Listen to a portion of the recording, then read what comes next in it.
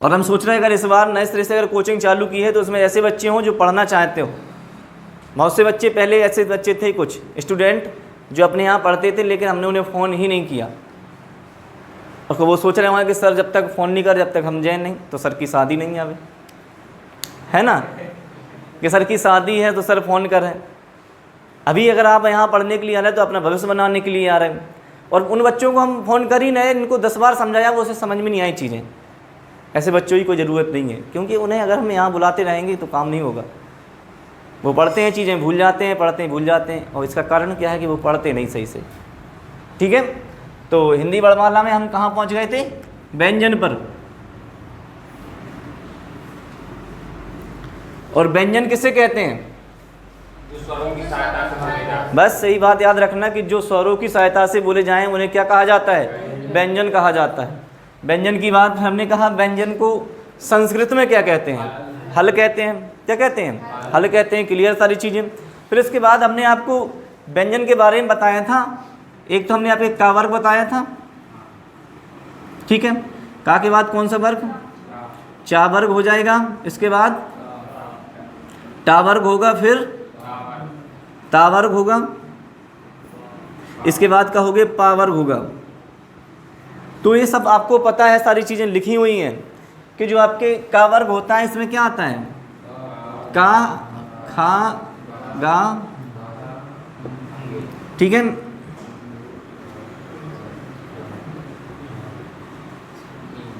यहाँ बोलते हैं।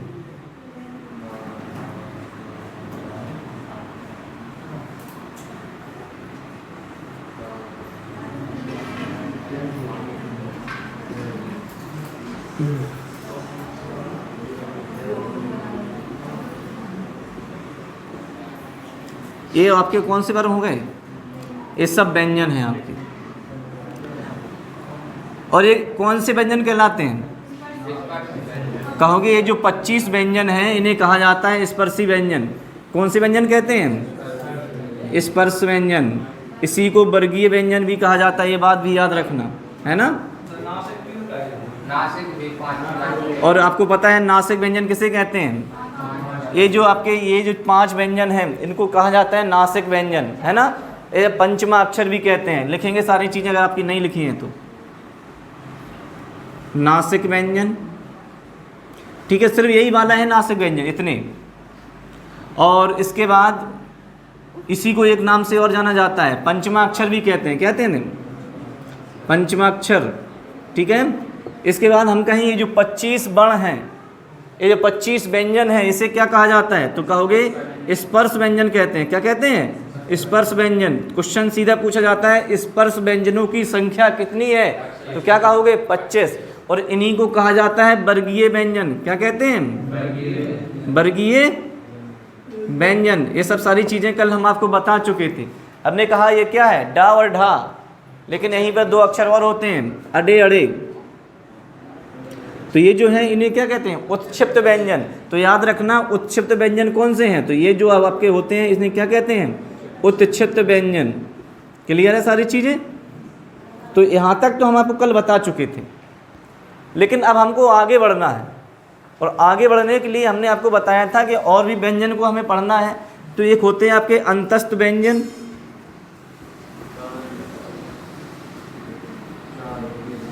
और अंतस्थ व्यंजनों की संख्या कितनी है? कहोगे 4 हैं आपके अंतस्थ व्यंजन। कितने हैं? 4। और 4 वो अंतस्थ व्यंजन कौन कौन से होते हैं? कहोगे या, रा, ला और वा। या, रा, ला और वा जो व्यंजन है इन्हें कहा जाता है क्या? अंतस्थ व्यंजन कहते हैं। क्या कहते हैं? अंतस्थ व्यंजन। इतनी चीज़ क्लियर है सबको? अब इसके बाद हम कहें इसमें अंतस्थ व्यंजन में कुछ 2 हैं, जैसे 4 हैं तो 4 कैसे बन रहे हैं? 2 मिला के 4 हो रहे हैं। तो इसमें हम 2 निकाल देते हैं अलग। जैसे एक हम निकाल देते हैं या और ओआ को। या और ओआ को क्या कहा जाता है? अर्धस्वर कहते हैं इसे। क्या कहते हैं?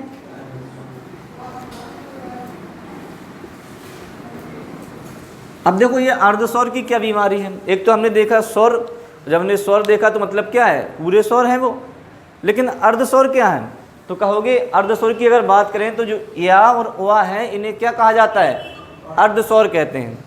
क्या कहते हैं? अर्धस्वर। लेकिन इनका प्रयोग किया जाता है कब? समझते हैं आप? इनका प्रयोग किया जाता है, और प्रयोग करते हैं हम जैसे कोई शब्द लिखें। जैसे यहाँ पर हमने कोई शब्द लिखा, क्या लिखा है? कौवा।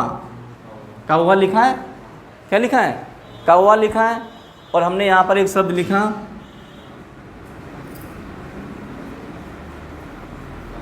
ये क्या लिखा है? महिलाएं। तो यहाँ पर क्या लिखा है? कौवा, और यहाँ पे क्या लिखा है? महिलाएं। अगर हम चाहें तो कौवा को क्या ऐसे नहीं लिख सकते?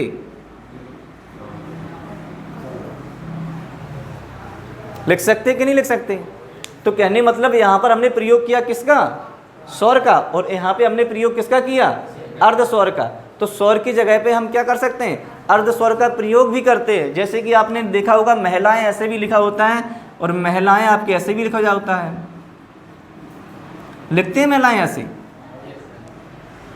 तो ये भी गलत नहीं है, ये भी बिल्कुल सही है। और यहाँ पर हमने किसका प्रयोग किया?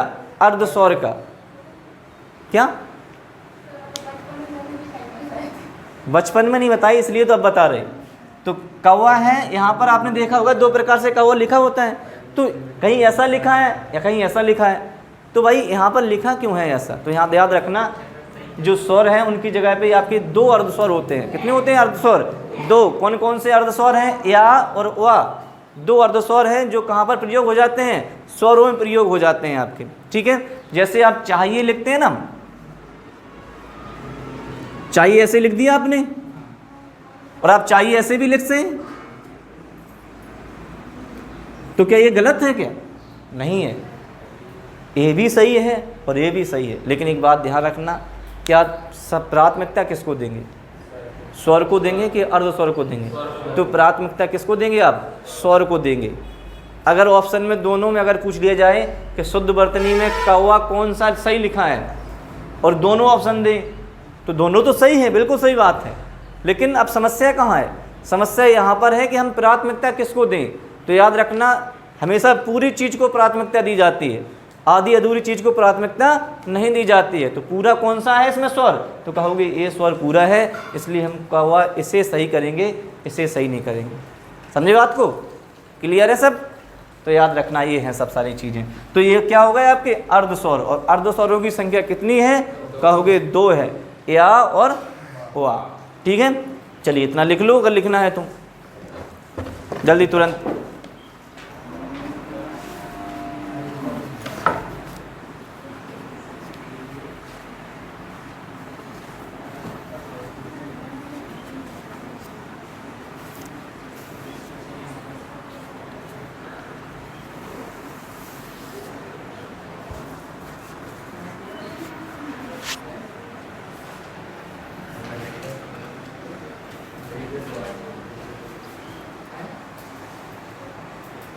क्या बात है? लिख लो, लिख लिया? हाँ, तो चीज़ें याद करने का प्रयास किया करो यहीं पर। जैसे हमने देखा, अभी आपके 2 अक्षर बच गए यहाँ पर। कौन कौन से बच गए? रा बचा है, और क्या बचा है? ला बचा है। तो ये जो ला है और ये रा है, इसे क्या कहते हैं? इनको भी अलग अलग व्यंजन के नाम से जाना जाता है। क्या कहते हैं? पार्श्विक व्यंजन। किसे कहते हैं? दोनों कहते हैं क्या? ला को कहते हैं पार्श्विक व्यंजन, और ये जो रा है इसे क्या कहते हैं? प्रकंपित व्यंजन। क्या कहते हैं? प्रकंपित व्यंजन। तो लिखेंगे इसे आप क्या कहते हैं? प्रकंपित व्यंजन होता है। और इसी को एक नाम से और जाना जाता है, बताओ क्या कहते हैं? लुंठित व्यंजन भी इसी को कहते हैं।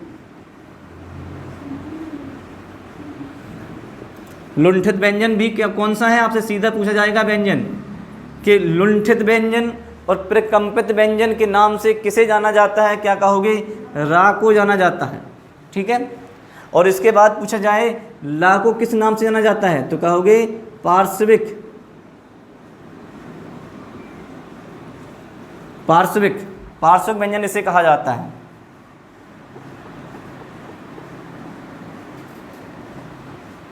क्या कहते हैं इसे?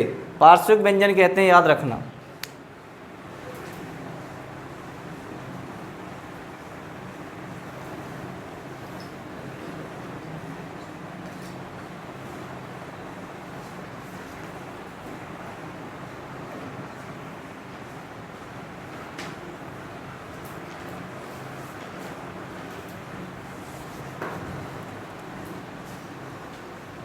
कि अच्छा रा यहीं पे चढ़ेगा कि उस पे चढ़ेगा? इस पे नहीं चढ़ेगा, इस पे चढ़ जाएगा।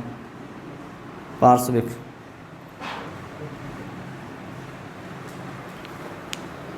ठीक।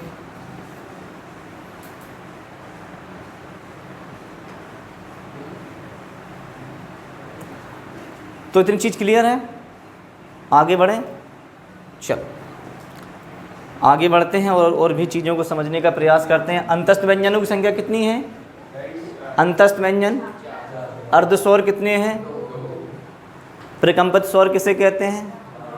और पार्श्विक स्वर किसे कहते हैं? लाखों। व्यंजन कहते हैं। क्या कहते हैं? व्यंजन कहते हैं, ठीक है। उच्छिष्ट व्यंजन कितने होते हैं? 2 होते हैं, ठीक है, पता है आपको।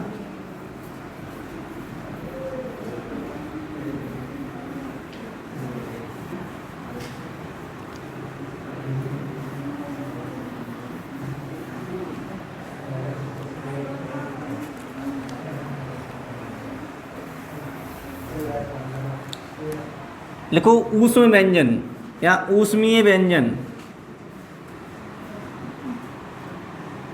बात करते हैं ऊष्मीय व्यंजन की।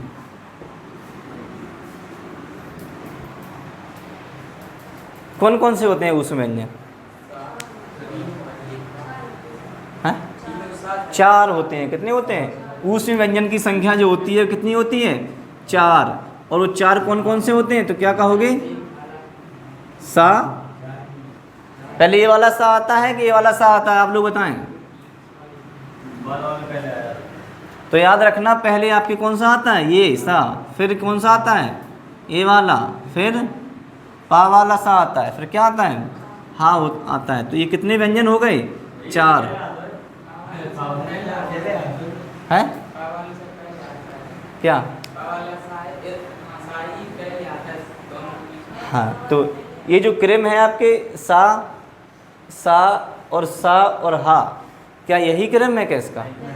के वाला हो जाएगा इसका। ये सीटी वालों सा, पा वालों सा और सरौता वालों सा, और क्या हो जाएगा? हल्का हाँ, ये वाला हो जाएगा। अब सही है, चलो तो फिर इसे साफ कर देते हैं। अगर आप लोगों ने बिल्कुल सही बताया तो ठीक है, यही सही है ना। अभी लिखा है कौन से व्यंजन? ऊष्म व्यंजन। अच्छा, ऊष्म व्यंजन को एक नाम और दिया गया, उसे क्या कहते हैं? संघर्षी व्यंजन। बिल्कुल सही कहा। और इन्हें क्या कहते हैं? संघर्षी व्यंजन भी कहते हैं।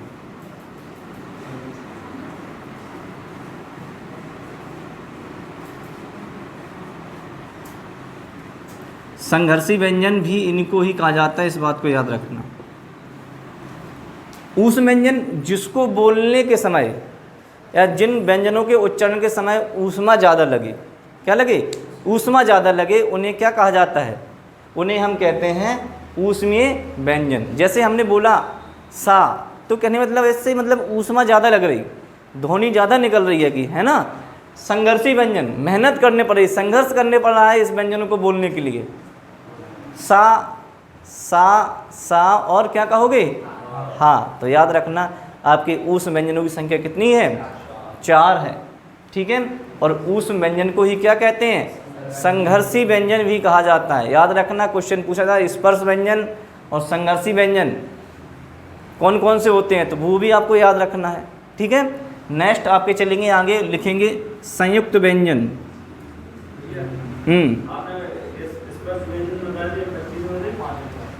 स्पर्श व्यंजनों की संख्या कितनी है? 25। वो जितना भी वर्ग हैं पांचों आपके, वो सब कितने हैं? स्पर्श व्यंजन हैं। और उन्हीं को वर्गीय व्यंजन भी कहा जाता है, ठीक है। अब हम बात करते हैं संयुक्त व्यंजन की।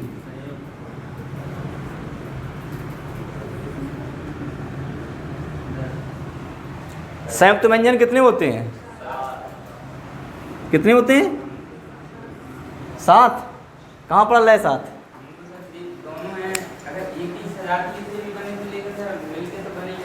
कौन कौन से व्यंजन की बात हो रही है ना? 100 रुपये नहीं पहुँच रहे। जब हम पढ़ क्या रहे, व्यंजन पढ़ रहे हैं ना, तो सिर्फ व्यंजन की बात हो रही। कौन से? संयुक्त वर्ण की अगर बात करें तो इसमें आपके जोड़े जाएंगे, और संयुक्त वो हैं आपके ठीक है। लेकिन आपसे अलग अलग करके पूछा जाएगा, सीधा पूछा जाएगा संयुक्त व्यंजन कौन कौन से होते हैं, और संयुक्त स्वर से ज़्यादा महत्वपूर्ण है संयुक्त व्यंजन। समझ रहे बात को? और वो कौन कौन से होते हैं? छत, त्र, ज्ञा और कहोगे ये होता है आपके।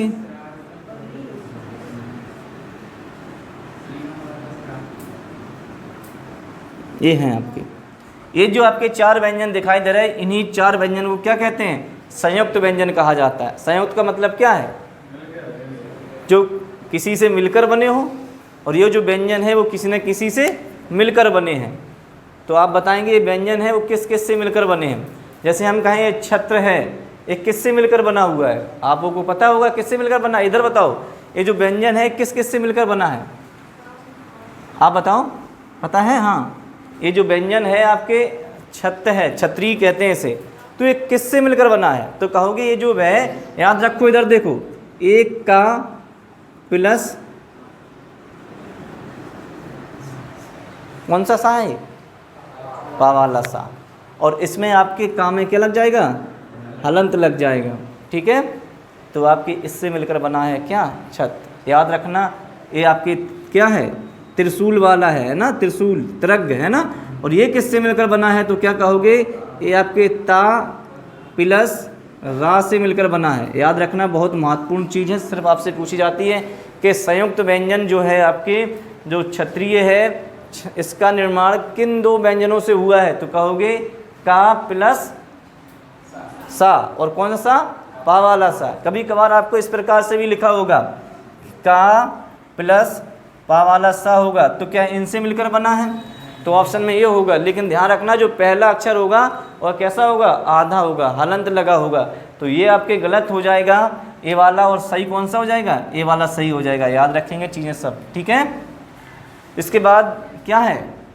ज्ञा, एक किससे मिलकर बना है? याद रखना, ये जो आपके है किससे बना है? कहोगे जा प्लस ये वाला शब्द है यहाँ, इससे मिलकर आपके ज्ञा का निर्माण होता है। याद रखेंगे सब, है ना। इसके बाद आप ये जो सिरा है, इसका निर्माण किससे होता है? तो कहोगे सीटी वाले सा हो जाएगा आपके, इसमें हलंत लग जाएगा, और क्या बन जाएगा? रा। तो इस प्रकार से आपके संयुक्त व्यंजन कितने हैं?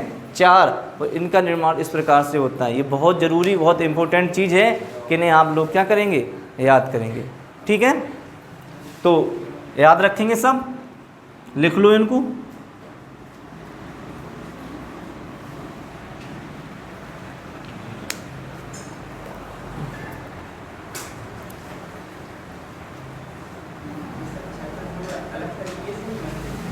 क्या?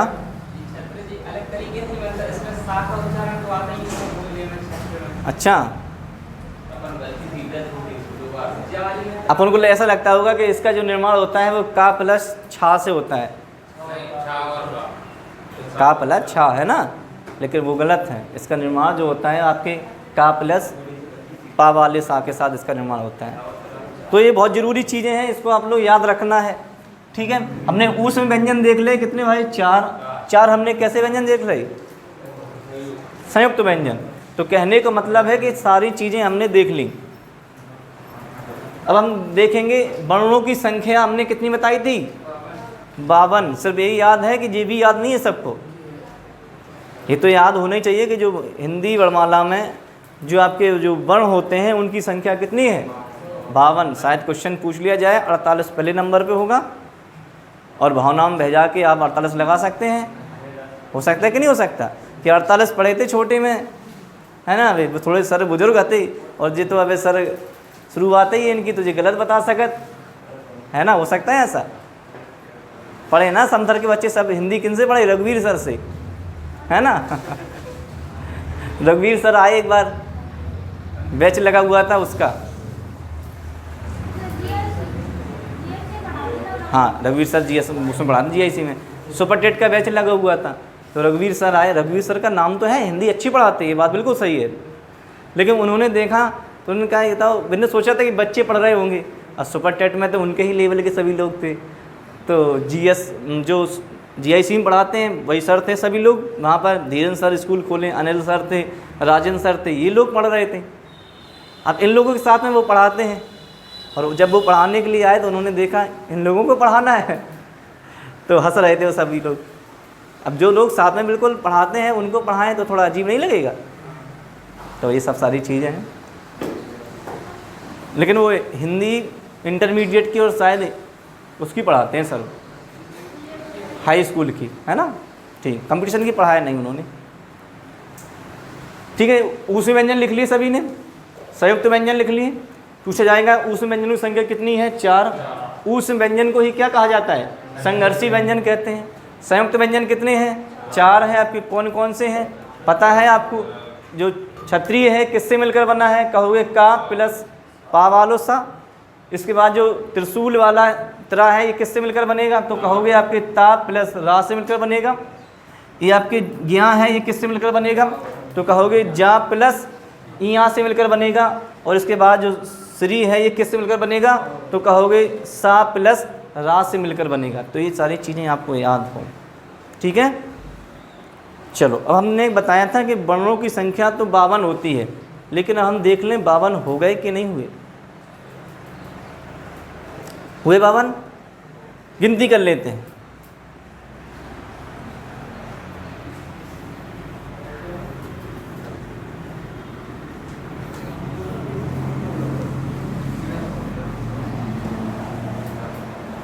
ठीक है, वर्णों की संख्या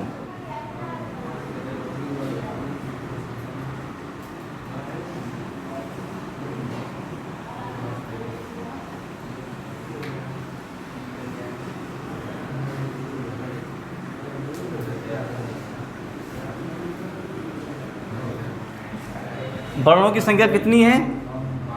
52। आपस में बात नहीं करो। वर्णों की संख्या अगर 52 है तो सबसे पहले हमने किसे पढ़ा? स्वर को पढ़ा। तो स्वरों की संख्या कितनी है? 11 हमने स्वर पढ़े। इसके बाद हमने 2 अयोगवा पढ़े। अयोगवा कौन कौन से हैं? अंग आहा, तो 2 अयोगवा हो गए, ठीक है। फिर इसके बाद हमने उत्क्षिप्त व्यंजन भी पढ़े। कितने पढ़े? 2 पता होगा आप लोगों को।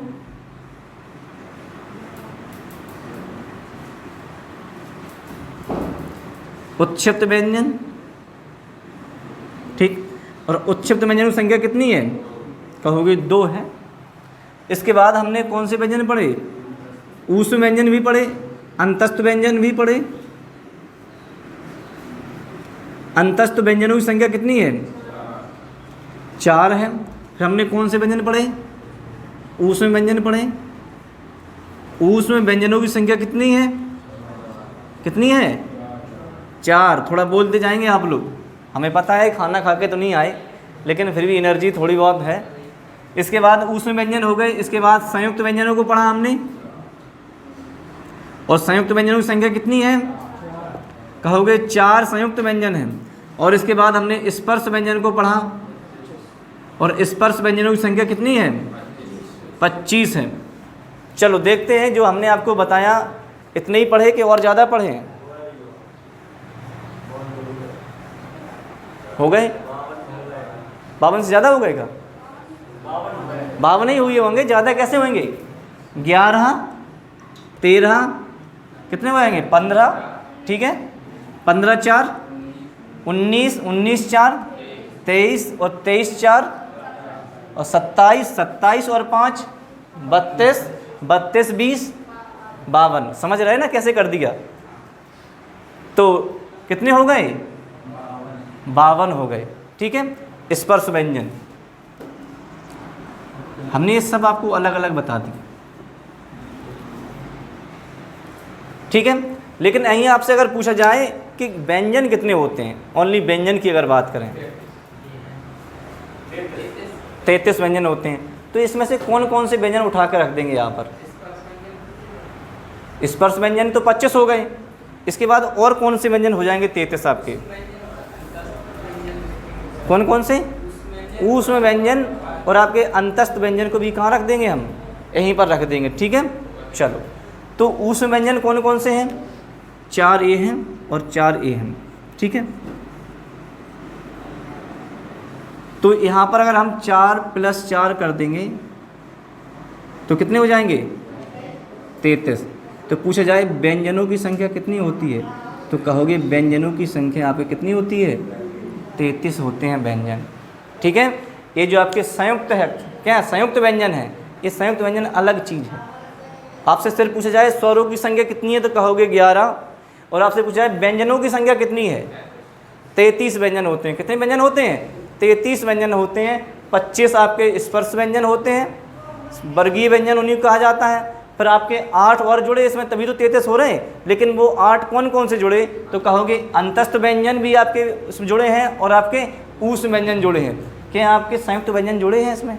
नहीं जुड़े। तो उच्चक्त व्यंजन अलग हैं 2, पता है ना आपको, ये आपके ये अलग होते हैं, याद रखना। और अयोग्य है, ये आपको पता है कौन से होंगे? अंग होगा और क्या होगा? आहा होगा। और स्वर तो आपको पता ही है कितने हैं? 11 हैं। तो इस प्रकार से अगर हमने आपको बताया था कि जो वर्णों की संख्या होती है कितनी होती है? 52 होती है। और हमने आपको गिनवा दी, गिन ली है आपने। अब कहीं समस्या है? आपसे अगर पूछा जाए कि संयुक्त व्यंजन कौन से होते हैं, आप तुरंत 4 बताओगे। और आपको पता भी होना चाहिए 4 हैं कौन कौन से। ऊष् व्यंजन कहो 4 है, जैसे ही पहले संख्या पता होना चाहिए। संयुक्त व्यंजन, ऊष्म व्यंजन और अंतस्थ व्यंजनों की संख्या 4-4 होती है। स्पर्श व्यंजन होते हैं कितने होते हैं? उच्छिष्ट व्यंजन कितने होते हैं? 2 होते हैं। स्वर कितने होते हैं? मूल व्यंजन कितने होते हैं? तो 33 पे याद रखोगे। व्यंजनों की संख्या कहें, मूल व्यंजन कितने होते हैं? 33 ही याद रखो। व्यंजन की संख्या कितनी है? 33। लेकिन जब आपसे पूछ लिया जाए स्पष्ट करके कि स्पर्श व्यंजन कितने हैं, तब 25। ऊष्म व्यंजन कितने हैं, तो क्या कहोगे? 4। तो ऐसी चीज़ें याद रखना आपको हर बार। ठीक है, चीज़ें समझना है, थोड़ा समय लगेगा, चीज़ें सीख जाओगे और आपको मेहनत करनी पड़ेगी इसके लिए। ठीक है, चलो।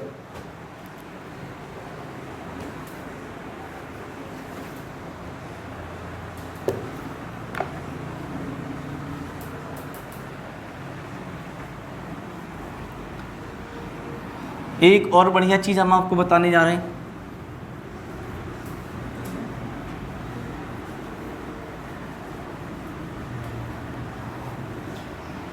ये लिख लिया था सबने कि रह गए थे?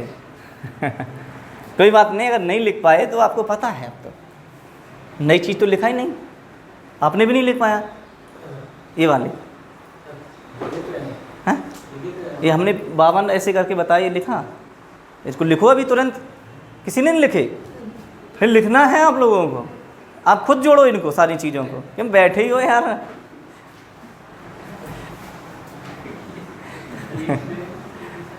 अब आपको देखना नहीं है, अब आप खुद सोचो, खुद एक डायग्राम बनाओ, उस पर आप लिख डालो कि आप इस तरह में कौन कौन से व्यंजन। जरूरी नहीं क्रम से हो, स्वर अगर पीछे ले जाओ पीछे ले जाओ, व्यंजन आगे आ जाए तो आगे आगे आ जाए, है ना। ऐसा कोई क्रम नहीं है यहाँ पर, हम आपको रटवा नहीं रहे कि सिर्फ आप क्रम से चलो। कहीं स्वर तो कहीं व्यंजन भी रख दो, लेकिन संख्या उतनी याद रखना।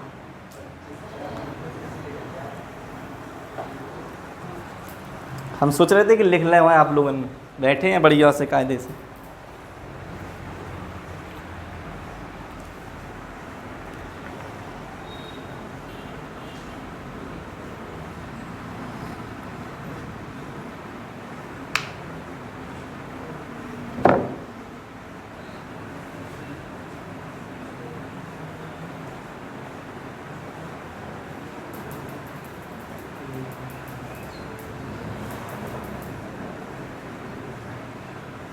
वो अभी लड़का आया नहीं क्या, अमन?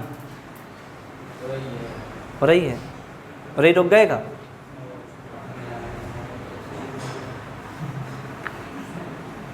अरे याद नहीं आ रहा, ये तो बड़ी छोटी बात है। याद नहीं आ रहा, याद तो आनी चाहिए। याद में कौन सी बड़ी बात? 4 वालों के नाम याद रखो। ऊष्म व्यंजन होते हैं, अंतस्थ व्यंजन होते हैं, संयुक्त व्यंजन होते हैं, यही तो 4 होते हैं।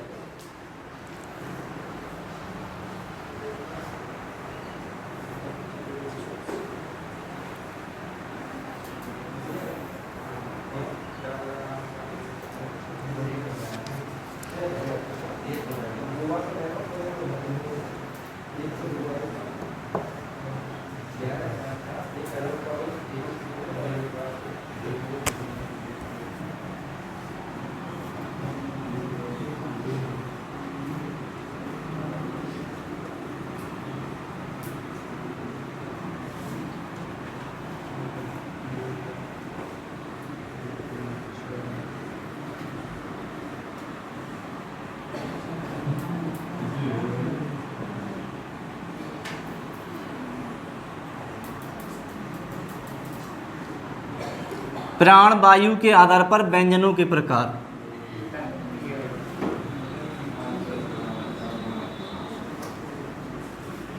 दो प्रकार के होंगे, एक होगा अल्प प्राण, दूसरा होगा महाप्राण।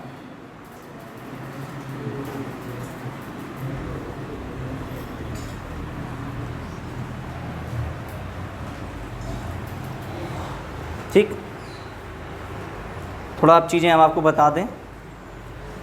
एक थोड़ा हम आपको अभी लिखना नहीं है, सिर्फ यहाँ देखना है। ठीक, हमने आपको बताया था, थोड़ा हम लिख रहे हैं, आपको नहीं लिखना है, फिर इसको साफ कर देंगे। का वर्ग बताया था, का के बाद क्या, चा वर्ग, फिर टा वर्ग, फिर क्या हो जाएगा, ता वर्ग और पा वर्ग। ठीक है, का खा गा, क्या बोलेंगे इसे, ठीक, बहुत बढ़िया। चा छा जा झा, और से क्या बोलेंगे, यहाँ सबको पता है। टा ठा डा ढा, कम का हो रहे, टा ठा डा ढा, क्या कहोगे, अड़े, आप सही है। ता के बाद क्या आएगा, फिर सही बन गए। पा वर्ग में क्या आएगा, पा फा बा, भालू और मछली, है ना। ठीक है, बहुत बढ़िया, याद ऐसे ही करें हमने। अभी हमने एक अद्भुत नज़ारा देखा, शायद आप लोगों ने भी देखा होगा। उससे क्या लिखो, का से कबूतर। वैसे ही लिखना था, लेकिन उसने लिख दिया का से कबूतर और खा से कबूतर, गा से कबूतर, चा से चबूतर। इस प्रकार से उसे ऐसे ही लिखा। उसने देखा मास्टर ने, उनका ये क्या है, बोले सर आपने कहा था का से कबूतर, तो हमने का से कबूतर लिख दिया, खा से कबूतर लिख दिया, चा से चबूतर लिख दिया, गा से कबूतर लिख दिया, तो हमारी क्या गलती जा में। टा से कबूतर। बोले बहुत बढ़िया, बहुत अच्छे। ठीक है, तो ये वर्ग हो गया आपके। तो हमने आपको यहाँ पर बताया था 1 2 3 और 4 5, ये भी आपके वर्ग हैं कितने, 5। ठीक है, 5 वर्ग हैं, याद रखेंगे, थोड़ा ध्यान देंगे यहाँ पर चीज़ों का। तो अब हम गए अल्प प्राण और महाप्राण किसे कहते हैं। अल्प प्राण का मतलब क्या है, जिनका उच्चारण करने में कम क्या निकले, वायु निकले, उसे क्या कहते हैं, अल्प प्राण कहते हैं। जिनको बोलने में अधिक वायु निकले, उसे क्या कहते हैं, महाप्राण कहते हैं। इतनी छोटी सी बात है, बताओ पता है आप लोगों को, क्लियर सारी चीज़ें। अब इसमें देखो तुम कौन सा अक्षर बोलना चाहोगे, इसमें तुम्हें कम निकले वायु और दूसरा अक्षर बोलेंगे उसमें ज़्यादा निकले। जैसे आपने कहा का, समझो बात को, का, और इसके बाद कहा आपने खा, तो एक हो गया का और खा, इसमें कुछ अंतर है। तो का तो तुमने आराम से बोल दिया, कम आवाज़ निकली, कम आपके क्या निकली, वायु निकली। और जैसे आपने खा बोला तो समझो वायु ज़्यादा निकली। और जिसमें कम वायु लगे बोलने में वो कैसे हैं, अल्पप्राण, और जिनमें ज़्यादा लगे वो कैसे हो जाएंगे, महाप्राण। तो का कैसा होगा और खा कैसा होगा। अब बात करते हैं गा पे। तो गा बोला और आपने क्या बोला, घा। तो गा में कम आवाज़ निकली, कम वायु निकली, और घा में ज़्यादा निकली। तो गा कैसा होगा, अल्पप्राण, और घा कैसा होगा, और फिर से आपके जो अंगे है ये कैसा होगा, अंग। तो कहने मतलब ये भी आपके क्या होगा, अल्पप्राण। तो अल्पप्राण में कौन कौन से आएंगे, पहला, तीसरा और क्या कहोगे, पांचवा क्या कहलाते हैं, अल्पप्राण कहलाते हैं। तो अल्पप्राण में लिख सकते हैं हम पहला, तीसरा और क्या कहोगे, पांचवा। पहला, तीसरा, पांचवा क्या कहलाएंगे आपके, बड़ अल्पप्राण कहलाएंगे। क्लियर सारी चीज़ें, कि पहला हो गया, तीसरा हो गया और पांचवा आपके कौन से कहलाएंगे, अल्पप्राण। और बचे हुए कौन से हैं आपके, दूसरा और कौन सा है, चौथा। तो ये कौन से हो जाएंगे, महाप्राण। तो दूसरा यहाँ पर लिख देंगे और क्या लिख देंगे, चौथा यहाँ पर लिख देंगे। तो ये क्या हो जाएंगे आपके, महाप्राण हो जाएंगे। अब लेकिन जो वर्ग पहला है सिर्फ कहाँ तक नहीं है, यहाँ यहीं तक सीमित नहीं करना है, कहाँ तक ले जाओगे इसको नीचे यहाँ तक, वहाँ तक। तो जो पहला वाला वर्ग है वो आपके कैसा होगा, अल्पप्राण, दूसरा है महाप्राण, तीसरा अल्पप्राण और चौथा आपके महाप्राण और पांचवा फिर से क्या हो जाएगा, अल्पप्राण। इसलिए हमने अल्पप्राण को यहाँ पे रख दिया। समझ रहे बात को? जब भी हम पहले वर्ग, दूसरे वर्ग, तीसरे वर्ग की बात करें तो आपको तीसरे वर्ग में गा, जा और क्या है, डा और दा और बा, ये याद होना चाहिए। ऐसे भी याद, ऐसे तो पता है का वर्ग में का खा गा बता देंगे, लेकिन आपके हम कहें पांचवें वर्ग में क्या आते हैं, कहोगे नासिक व्यंजन आते हैं। क्या कहोगे, अंगे और जियाँ, अड़े, ना और माँ आते हैं। ठीक है, ऐसे भी याद रखना है। ठीक, क्लियर सारी चीज़ें। अब हम इसे साफ कर देते हैं। अगर आपसे पूछे पहला वर्ग दूसरा वर्ग तो आपको समझ में आए चीज़ें। नहीं लिखा है, पीछे लिखवाया था ना हमने, पीछे लिखवाया था जब हम उसमें पढ़ रहे थे व्यंजन को, शुरुआत में ही लिखवाया, का वर्ग लिखवाया हमने, और उसके बाद हमने पहला दूसरा तीसरा चौथा पांचवा भी बताया था।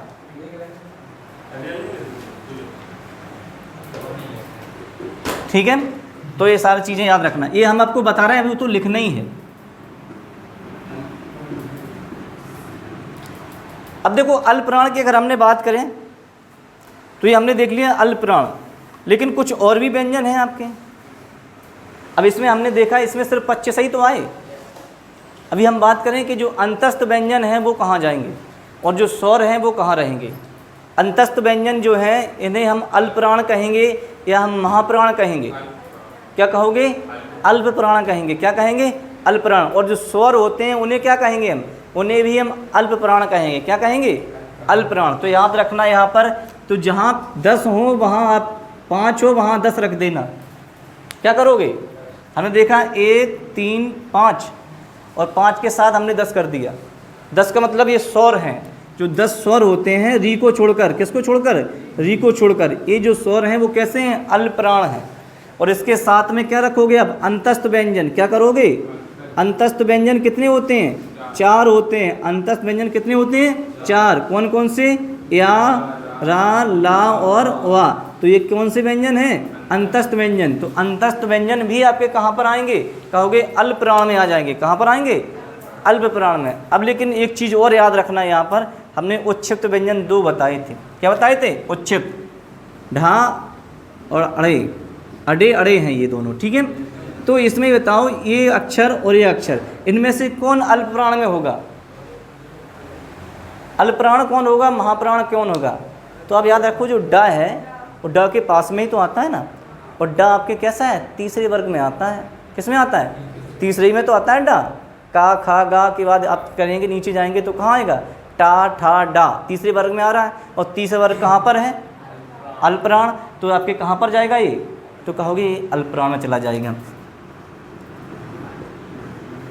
ठीक, तो इतने आपके जो होते हैं इसे क्या कहते हैं, हम कहते हैं अल्पप्राण। क्या कहते हैं, अल्पप्राण। और लिख लो इनको, जिसको बोलने में कम वायु निकले।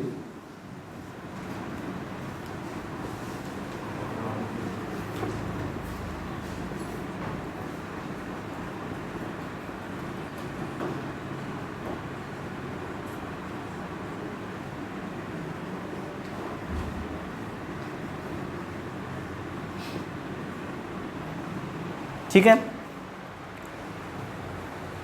इतनी चीज़ें याद रखेंगे आप लोग।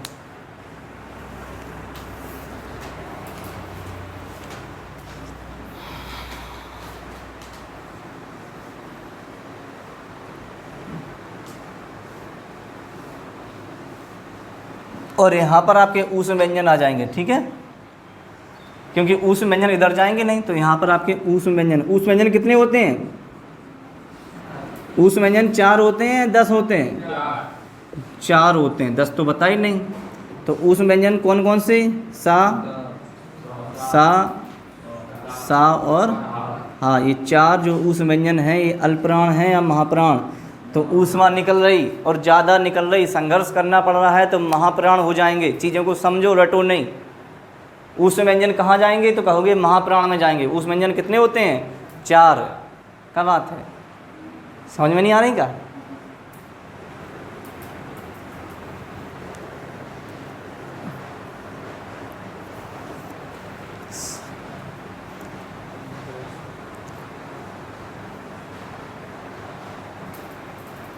समय कितना हुआ?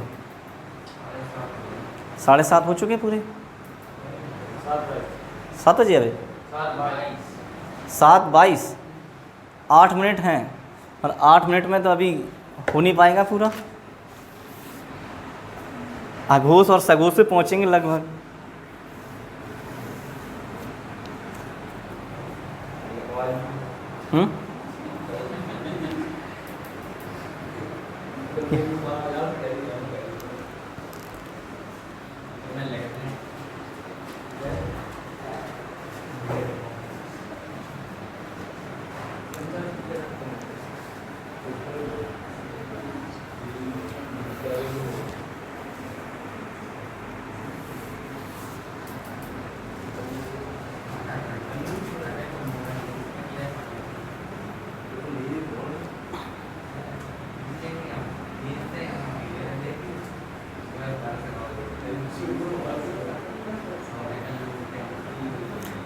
आज देखो यूपी पुलिस का नोटिफिकेशन आना था, अभी तक तो नहीं आया। 12 बजे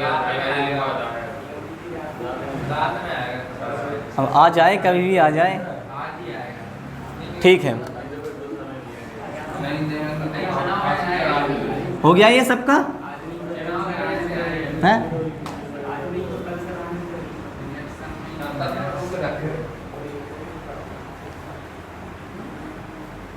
नहीं लिख पाए?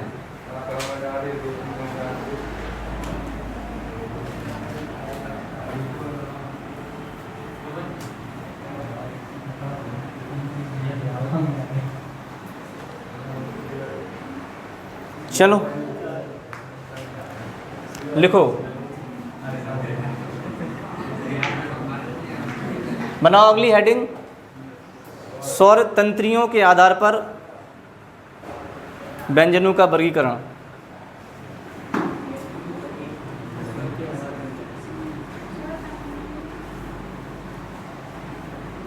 के आधार पर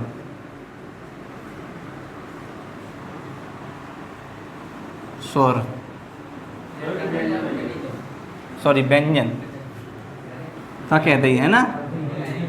अच्छा पहले भी व्यंजन बोल दी, स्वर बोल दिया था क्या? हाँ, स्वर तंत्रियों के आधार पर व्यंजनों का वर्गीकरण 2 प्रकार से होता है।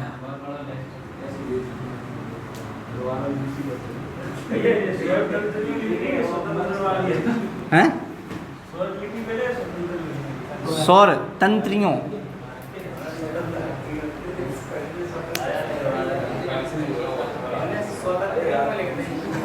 स्वर अलग है, तंत्रियों अलग है। स्वर तंत्रियों के आधार पर व्यंजनों का वर्गीकरण देखते हैं, 2 प्रकार से होगा। एक हो गए आपके अघोष, और क्या कहोगे? सघोष। तो पहला वाला जो होगा उसे कहेंगे हम अघोष, और दूसरा होगा उसे क्या कहेंगे? सघोष। और एक चीज़ और याद रखना, अघोष को ही घोष भी लिखा होता है कहीं कहीं,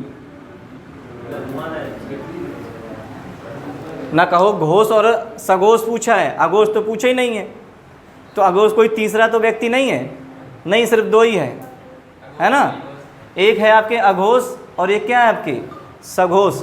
और अघोष को ही क्या कहा जाता है? अघोष को ही हम क्या कहते हैं? घोष। या कहीं घोष मिल जाए तो अघोष। एक ही व्यक्ति के 2 नाम है, ठीक है? चाहे उसे क्या कहो? अघोष, या उसे क्या कहो? घोष। और आपके क्या है? सघोष। तो लिखो इसमें, जिसको बोलने में स्वर तंत्रियां कंपन ना करें, जिसको बोलने में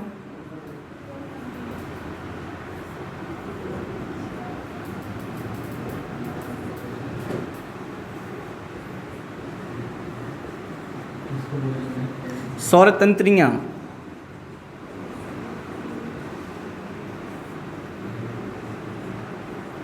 कंपन ना करें,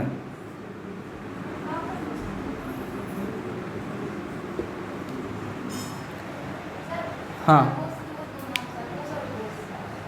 सघोष और घोष, उनके वो 2 नाम। अच्छा हैं? किसके ही होते हैं? अघोष के होते हैं। अच्छा इसमें लिख दिया, गलती हो गई क्या? हो सकता है ऐसा, बिल्कुल। अघोष ये हो गया और घोष हो जाएगा, है ना। चलो ठीक, इधर कर लो। चलो इसको हम देख लेंगे, थोड़ा लगता है ऐसा।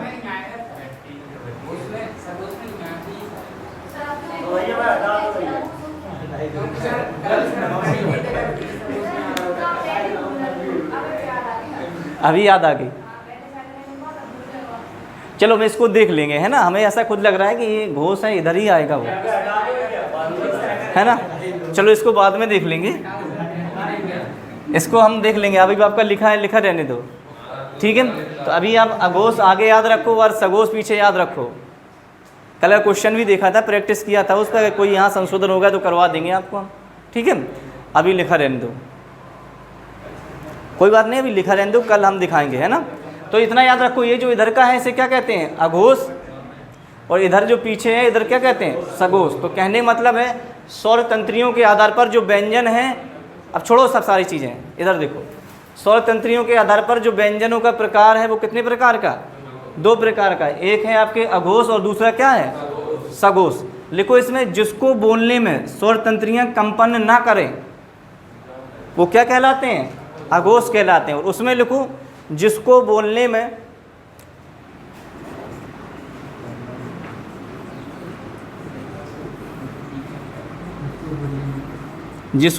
में स्वर तंत्रियाँ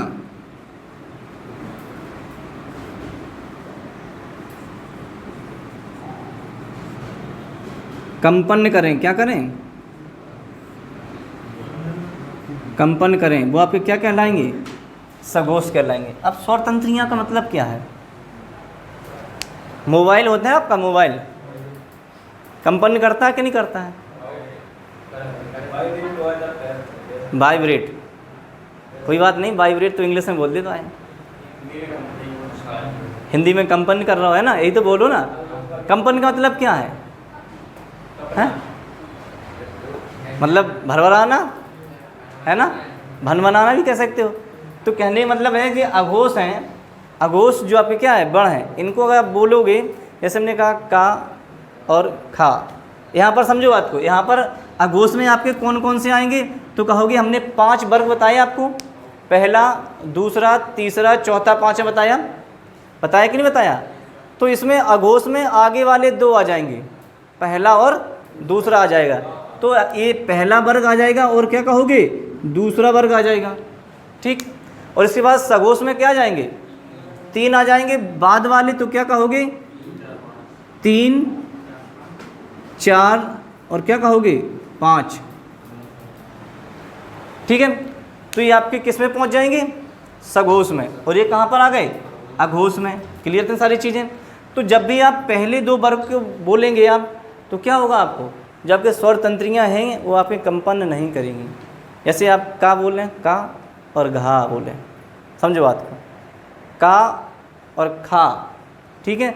लेकिन जब तीसरा अक्षर बोलते हैं कौन सा, घा, तो घा में ऐसा लग रहा है कि हमारी स्वर तंत्रियाँ हैं कंपन करने लगी, हो रहा हो थोड़ा थोड़ा, बस वही सारी चीज़ें हैं, ठीक है।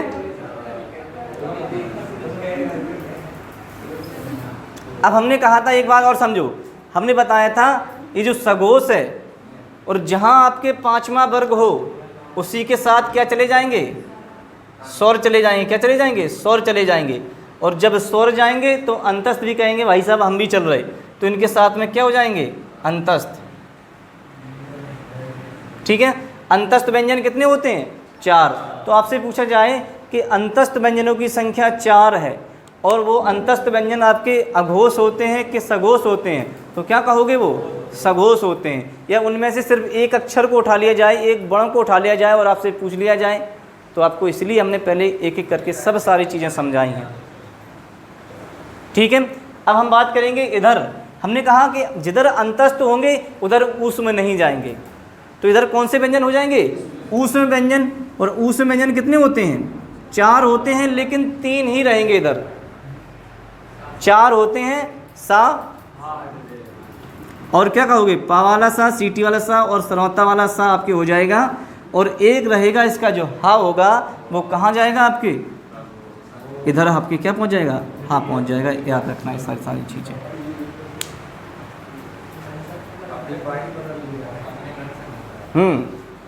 अकेलो चलोगा, बोले अब हम नहीं रुकना चाहते तुम्हारे साथ। हैं? हाँ, अब बन नहीं रही बात है, सही बात है।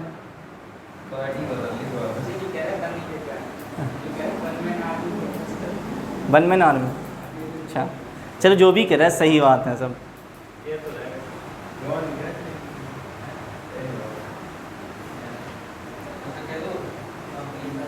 चलो आप लोगों ने एक बात सुनी होगी, जैसे शांत हो जाओ, आप लोगों ने एक बात सुनी है कि जो सीता माता है उनका कितना बड़ा संघर्ष है कि 14 साल तक वो वनवास में रहीं, है ना। भाई तो ये ज़्यादा बड़ा संघर्ष है या 3 सासों के साथ रहना ज़्यादा बड़ा संघर्ष था? है ना, अपने पति के साथ रहना ज़्यादा बड़ा संघर्ष है कि 3 सासों के बीच में रहना ज़्यादा बड़ा संघर्ष है?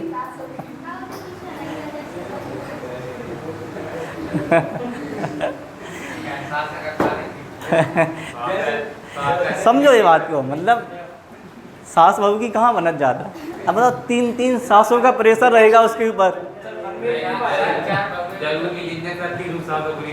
नहीं, हम सिर्फ सीता माता की बात कर रहे हैं, सीता माता का संघर्ष देख रहे हैं। सब कहते हैं, ये बताओ एक जो लड़की होगी, अब समझो बात को, एक अच्छा नॉर्मल समझो चीज़ों को, एक लड़की वो 14 वर्ष अपने पति के साथ रहना चाहेगी या वो 3 सासों के साथ रहना चाहेगी? है ना, चाहे बोले पति कहीं भी जाए उससे हमें कोई मतलब नहीं, है ना।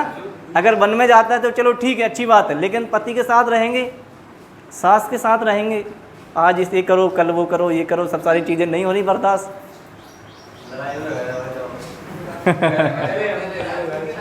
ठीक है, तो उच्चारण स्थान बचे हैं, समय 7:30 हो गए। अगर 7:30 हो गए तो फिर यहीं पे छोड़ते हैं क्लास को, और कल आप आएंगे, ठीक है? कितना?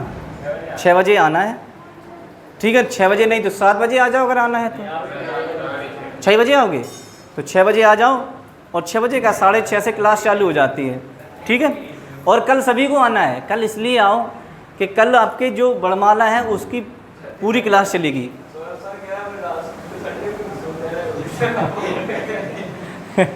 अब देखो सोने वाली बात है, सोई तो रहे आराम से। चलो ठीक है, एक बात याद रखना कि जब चंद्रगुप्त मौर्य को, पता है ना कहानी इतिहास की, चंद्रगुप्त मौर्य थे, एक आपके चाणक्य थे, और चाणक्य चंद्रगुप्त मौर्य के प्रधान गुरु हुआ करते थे।